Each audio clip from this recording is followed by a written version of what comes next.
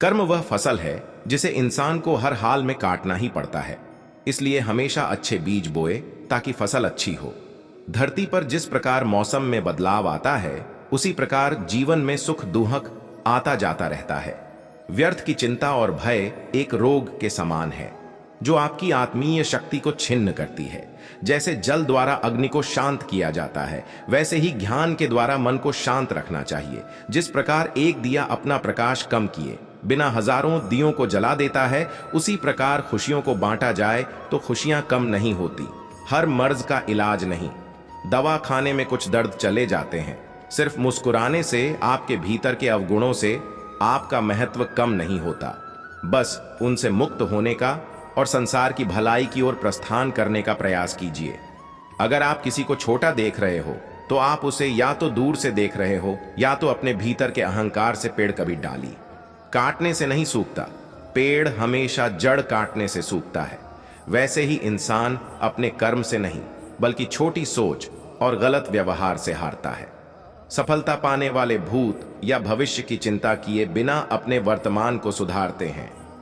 तुमने खुद को कमजोर मान रखा है, वरना जो तुम कर सकते हो वह कोई दूसरा नहीं कर सकता। बुराई को देखना और सुनना ही बुराई की शुरुआत है। समय के साथ बदल जाना बहुत आवश्यक है, क्योंकि समय बदलना सिखाता है, रुकना नहीं। अच्छे कर्म करने के बावजूद भी लोग केवल आपकी बुराइयां ही याद रखेंगे। इसलिए लोग क्या कहते हैं इस पर ध्यान मत दो। अपने कार्य करते रहो। दुख भोगने वाला आगे चलकर सुखी हो सकता है, मगर दुख देने वाला कभी सुखी नहीं हो सकता। जो मनुष्य जीभ पाकर भी श्री राधा कृष्ण का कीर्तन नहीं करता है, वह दुर्बुद्धि मनुष्य मोक्ष की सीढ़ी पाकर भी उस पर चढ़ने की चेष्टा नहीं करता। जो मिल रहा है तुम्हें वही तुम्हारे लिए बेहतर है, ये तुम नहीं जानते, पर देने वाला बखूबी जानता है। अगर आपको कोई अच्छा लगता है तो अच्छा वह नहीं बल्कि अच्छे आप हो, क्योंकि उसमें अच्छाई देखने वाली नजर आपके पास है। मन में क्रोध रखने की अपेक्षा उसे तुरंत प्रकट कर देना अधिक अच्छा है। जैसे पल में जल जाना और देर तक सुलगने से अच्छा है। मनुष्य का जीवन केवल उसके कर्मों पर चलता है। जैसा कर्म होता है वैसा उसका जीवन होता है। मन अशांत हो तो उसे नियंत्रित करना कठिन है, लेकिन अभ्यास से इसे वश में किया जा सकता है। दिव्यता केवल शक्तिशाली होने में नहीं बल्कि वास्तविक दिव्यता दूसरों में शक्ति जागृत करने में है। मन की गतिविधियों, होश, श्वास और भावनाओं के माध्यम से भगवान की शक्ति सदा तुम्हारे साथ है। जीवन में वाणी को संयम में रखना अनिवार्य है, क्योंकि वाणी से दिए हुए घाव कभी भरे नहीं जा सकते। जब हम स्वयं जीवन के शिल्पकार हैं तो चलो हम अपनी मुश्किलों को हराते हैं, जीवन में मुस्कुराते हैं। भगवान श्री कृष्ण के विचार, एक बार माफ करके अच्छे बन जाओ, पर दोबारा उसी इंसान पर भरोसा करके बेवकूफ कभी न बनो। न हार चाहिए न जीत चाहिए। जीवन में अच्छी सफलता के लिए परिवार और कुछ मित्र का साथ चाहिए। जब मेरे रिश्तों को निभाने के लिए वक्त निकालिए। कहीं ऐसा न हो जब आपके पास वक्त हो तो रिश्ता ही न बचे। वह जो इस ज्ञान में विश्वास नहीं रखते, मुझे प्राप्त किए बिना जन्म और मृत्यु के चक्र का अनुगमन करते हैं। बिस लोग आपके अपमान के बारे में हमेशा बात करेंगे। सम्मानित व्यक्ति के लिए अपमान मृत्यु से भी बदतर है। हपक जो दूसरों की तकलीफों को समझते हैं, जिनमें दया है, दिल से अच्छे हैं, उन्हें दोबारा जन्म लेना नहीं पड़ता। तुम अपनी पीड़ा के लिए संसार को दोष मत दो। अपने मन को समझाओ, तुम्हारे मन का परिवर्तन ही तुम्हारे दुखों का अंत है। मनुष्य जन्म लेता है तो उसके पास सांसें तो होती हैं, पर कोई नाम नहीं होता। जब मृत्यु होती है तो उसके पास नाम तो होता है, पर सांसें नहीं होती। इसी सांस और नाम के बीच की यात्रा को जीवन कहते हैं। न किसी के अभाव में जियो, न किसी के प्रभाव में जियो। ये जिंदगी है, आपकी अपने स्वभाव में जियो। जैसे तेल समाप्त हो जाने पर दीपक बुझ जाता है, उसी प्रकार कर्म के क्षीण हो जाने पर भाग्य भी नष्ट हो जाता है। अपने सबसे खास से धोखा खाने के बाद लोग चाहकर भी किसी पर संपूर्ण प्रतिशत भरोसा नहीं कर पाते। यही सत्य है। कोई कुछ भी बोला, स्वयं को शांत को रखो। धूप कितनी ही तेज हो, समुद्र सुखा नहीं करते। मन की गतिविधियों, होश, श्वास और भावनाओं के माध्यम से भगवान की शक्ति सदा तुम्हारे साथ है। और तुम्हें बस लगातार एक साधन की तरह प्रयोग कर सके सभी कार्य कर रही है। तुम उसके लिए शोक करते हो जो शोक करने के योग्य नहीं है, और फिर भी ज्ञान की बातें करते हो। बुद्धिमान व्यक्ति ना जीवित और ना ही मृत व्यक्ति के लिए शोक करते हैं। तुम अपनी पीड़ा के लिए संसार को दोष मत दो, अपने मन को समझाओ। तुम्हारे मन का परिवर्तन ही तुम्हारे दुखों का अंत है। अगर तुम अपना कल्याण करना चाहते हो तो सभी तरह के उपदेशों, सभी धर्मों को छोड़कर मेरी शरण में आ जाओ। मैं तुम्हें मुक्ति प्रदान करूंगा। सुख दुख का आना जाना सर्दी गर्मी के आने जाने के जैसा ही है, इसलिए इन्हें सहन करना सीखना ही उचित है।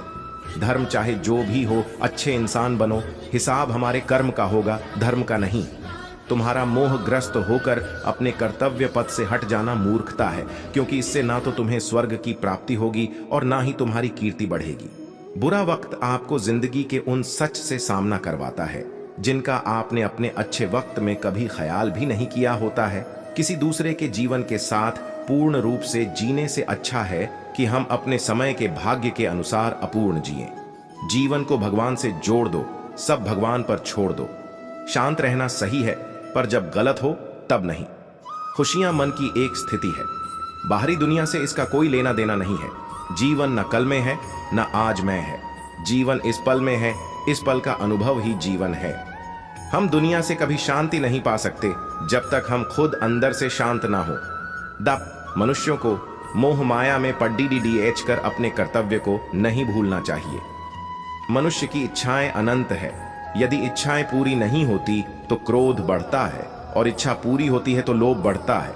इसलिए जीवन की हर स्थिति में धैर्य बनाए रखे तथा इच्छाएं सीमित रखे। अगर तुम मनुष्य अपना कल्याण चाहते हो तो सभी उपदेशों, सभी धर्मों को छोड़कर मेरी शरण में आ जाओ। मैं कृष्ण तुम्हें मुक्ति प्रदान करूंगा।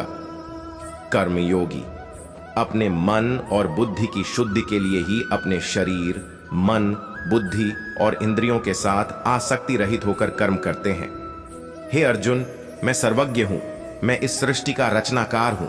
मैं भूत, वर्तमान और भविष्य के सभी प्राणियों को तथा उनके विचारों को जानता हूं। किंतु वाह, मनुष्य का जीवन केवल उसके कर्मों पर चलता है।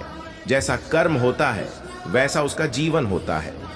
शाला मन अशांत हो तो उसे नियंत्रित करना कठिन है, लेकिन अभ्यास से इसे वश में किया जा सकता है। दिव्यता केवल शक्तिशाली होने में नहीं, बल्कि वास्तविक दिव्यता दूसरों में शक्ति जागृत करने में है।